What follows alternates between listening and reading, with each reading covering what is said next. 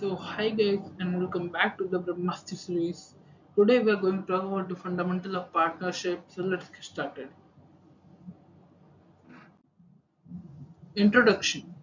Partnership is defined under the Indian Partnership Act 1932 section number 4 as the relation between persons who have agreed to share profits of a business carried on by all or any of them for all.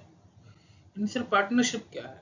तो according to partnership act 1932 का section number 4 के तहत partnership को define किया है as relation किसके बीच में? Sir persons के बीच में जो लोग एग्री किए हैं कि वो लोग प्रॉफिट को शेयर करेंगे।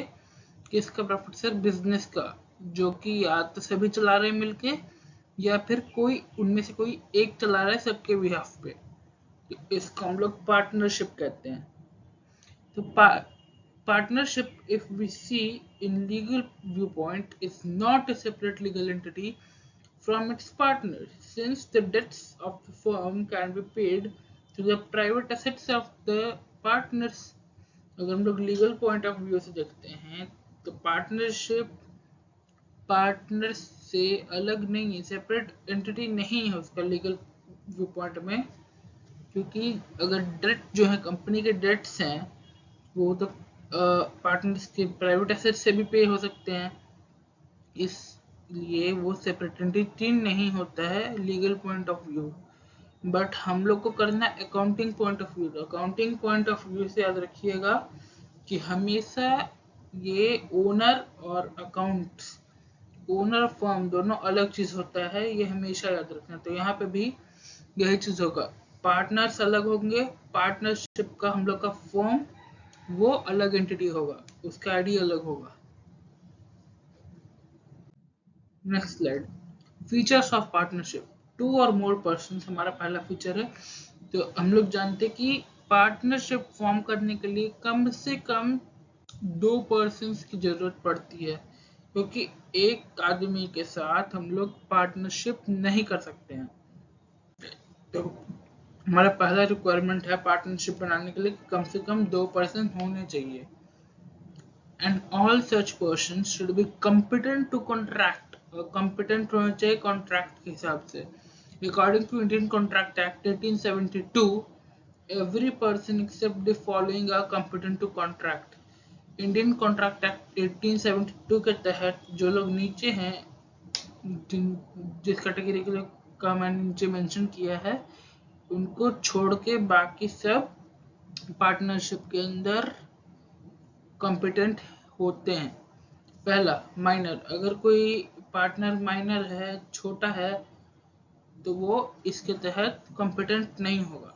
अनसाउंड माइंड का कोई पर्सन है, वो भी कॉम्पिटेंट नहीं होगा। और अगर कोई डिस्क्वालिफाइड बाय लॉ है कोई पर्सन, तो वो भी यहाँ पे कॉम्पिटेंट नहीं कहलाएगा। Next point, agreement. Partnership comes into existence by an agreement, either written or oral. जब तक अग्रीमेंट नहीं होगा, चाहे रिटर्न हो चाहे ओरल हो, तब तक पार्टनरशिप एग्जिस्टेंस में नहीं आएगा। कि जब तक पार्टनर्स अग्री ही नहीं करेंगे प्रॉफिट को शेयर करने के लिए, तो पार्टनरशिप होगा कहाँ से? तो इसके लिए दोनों पार्टनर्स का म्यूचुअल अग्रीमेंट जरूरी होता है, इधर रिटर्न में हो या ओरली हो। It acts as the basis of relationship among the partners. ये रिलेशनशिप का बेसिस के तौर पे काम करता है पार्टनर्स के बीच में, which may be particular venture or at will. वो वेंचर के तौर पे हो सकता है, किसी पीरियड के लिए भी हो सकता है, और जब तक आपका मन कर रहा है तब भी आप चला सकते हो। The written agreement among the partners is known as partnership deed, in other words. अगर अग्रीमेंट रिटर्न है तो उसको हम लोग अदर वर्ड में पार्टनरशिप डीड भी बोलते हैं। लॉफुल बिजनेस, अगला point, partnership established for the lawful business. Partnership का एस्टैब्लिश किया जाता है लॉफुल बिजनेस के लिए। Profit sharing, the agreement between the among the partners is to be shared profit और लॉसेस ऑफ अ बिजनेस। क्या इसमें अग्रीमेंट बनता है कि एग्रीमेंट में मेंशन होता है कि पार्टनर्स किस रेशियो में अपना प्रॉफिट और लॉस को शेयर करेंगे, और ये नेसेसरी नहीं होता है कि सारे जो पार्टनर है वो लॉस को शेयर कर ही करें, ऐसा कोई नेसेसरी नहीं है। राइट्स ऑफ पार्टनर्स की बात कर लेते हैं, तो ये फिगर ऑफ पार्टनर सिखा रहा है। पहला राइट है right to participate in business, right to express opinions, right to access books and accounts, right to share profits, right to be identified, or right to interest on capital and advances। मतलब पहला right है business में participate करने का, दूसरा right है अपने opinions बताने का, उसका पूरा राइट है, बुक्स ऑफ अकाउंट्स का एक्सेस करने का राइट है, प्रॉफिट शेयर करने का राइट है, आइडेंटिफाइड होने का राइट है, और right to interest on capital and advances. मतलब जो कैपिटल एडवांसेस है उसमें जो इंटरेस्ट मिलना चाहिए उस पर भी उसका राइट है।